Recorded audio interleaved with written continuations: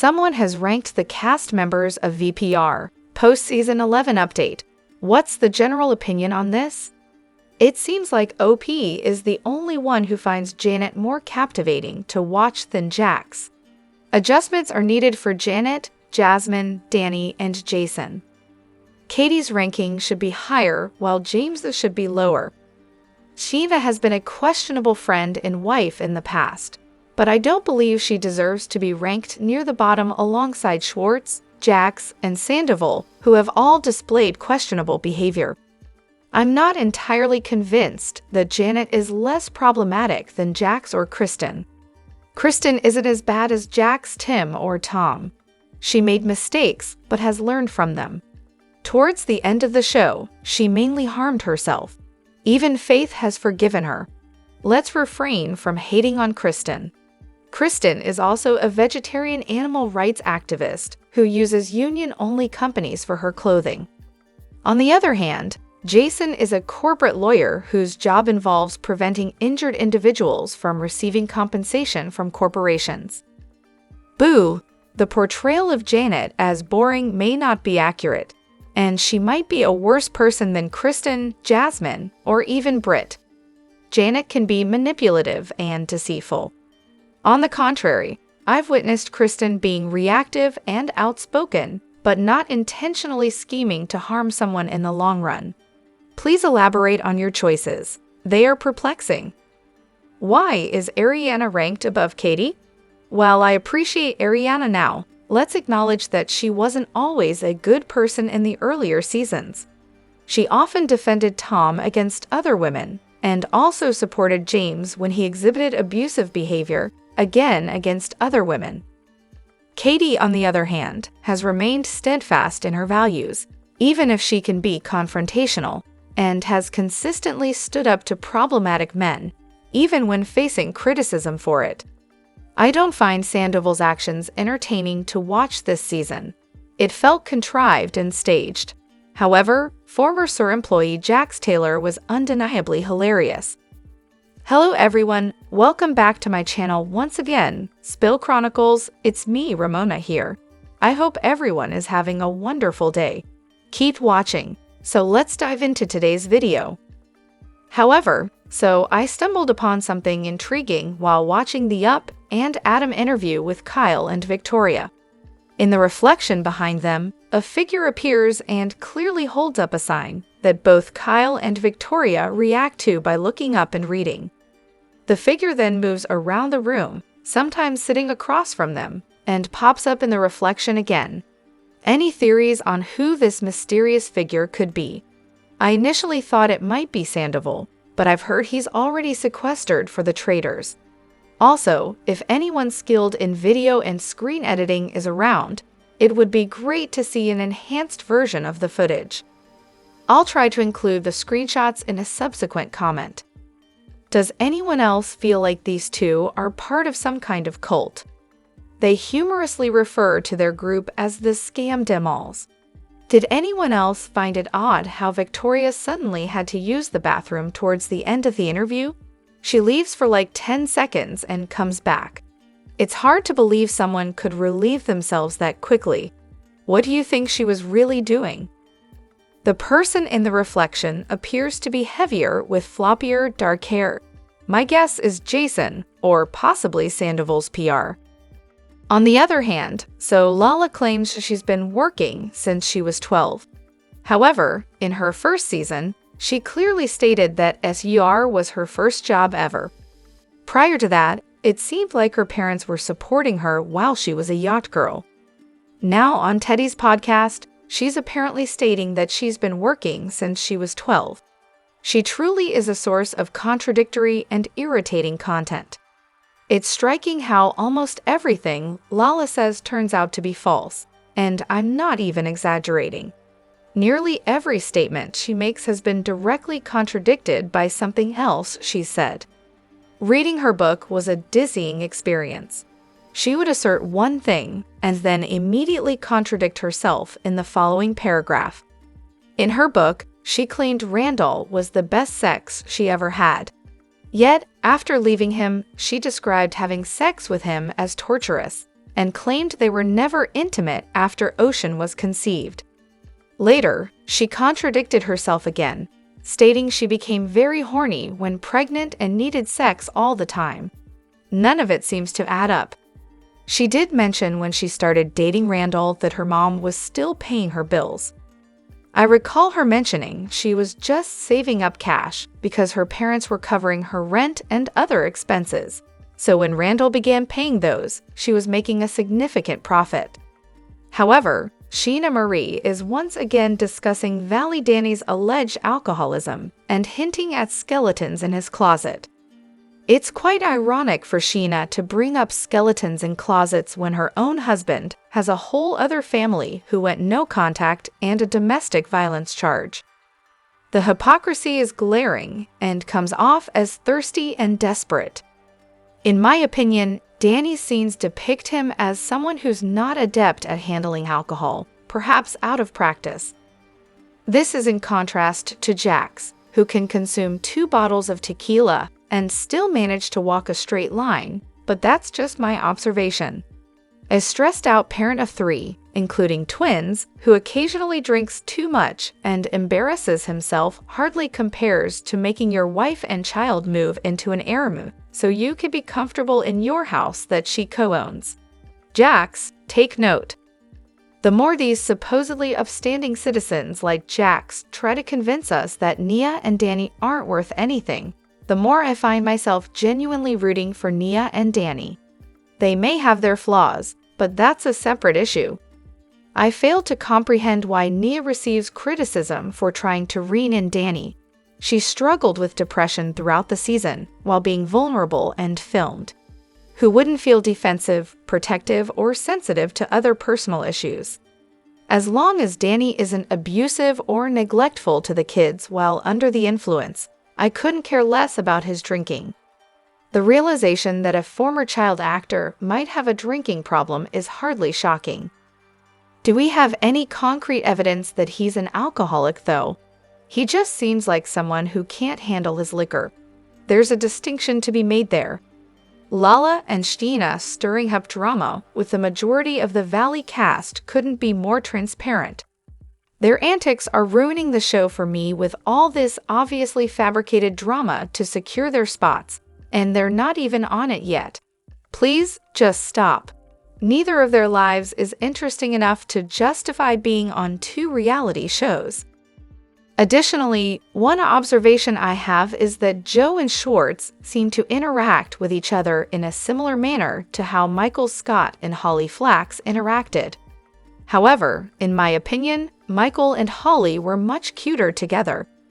On the other hand, I disagree. Joe and Schwartz are nothing like Michael and Holly.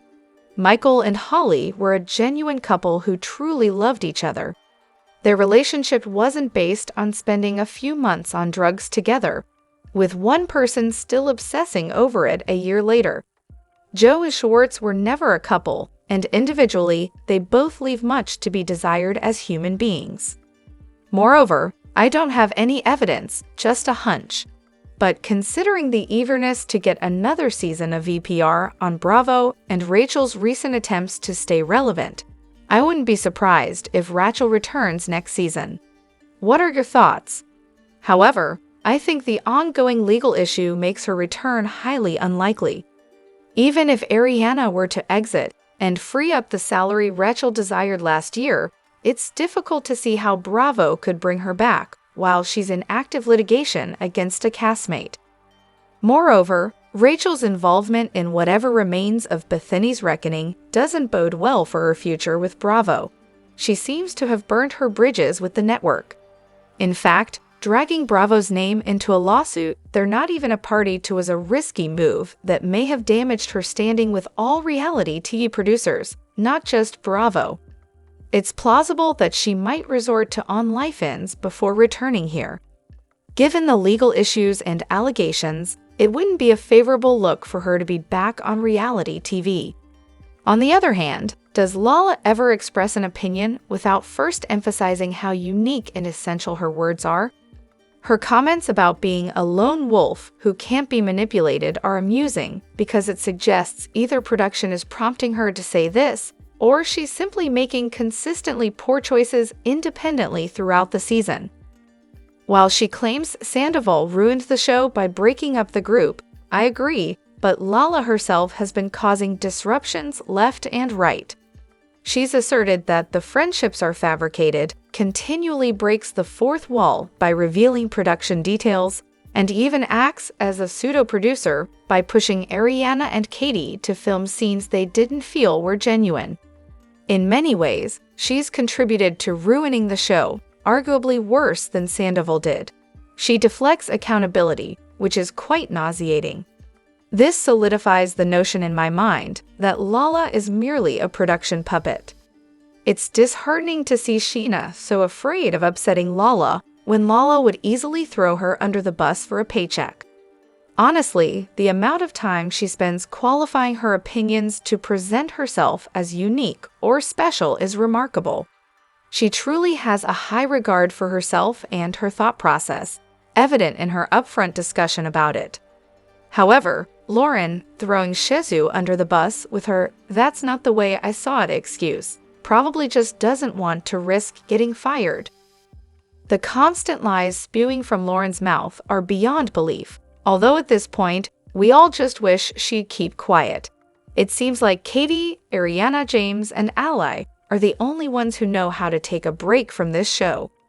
My intuition tells me Lala has been promised something, perhaps a spin-off or a spot on Housewives.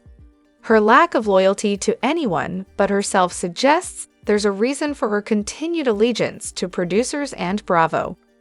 There's allegedly some small promise for Lala to share her story, but the only way I envision her joining a Housewives franchise is if she relocates to Utah and gets involved with Coach Shah. While it's unlikely they promised her a spin-off, there's definitely something that happened to make her stick to her own narrative. During filming, nobody truly knows what's happening in others' scenes.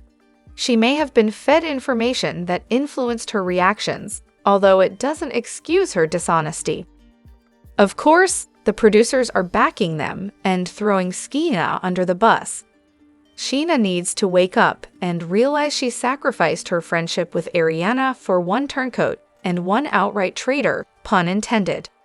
They truly deserve each other, and I hope someone captures the inevitable implosion of their friendship on film. Both are incapable of being true friends and lash out at any perceived slight. Additionally, Lala recently asserted on a podcast that she's never been influenced by production, proudly labeling herself as a lone wolf with independent opinions. Ironically, her statement seems aimed at appeasing her production overseer, Baskin, amidst Scheana's claims that production pressured them to push the Tim redemption arc under the threat of the show's demise.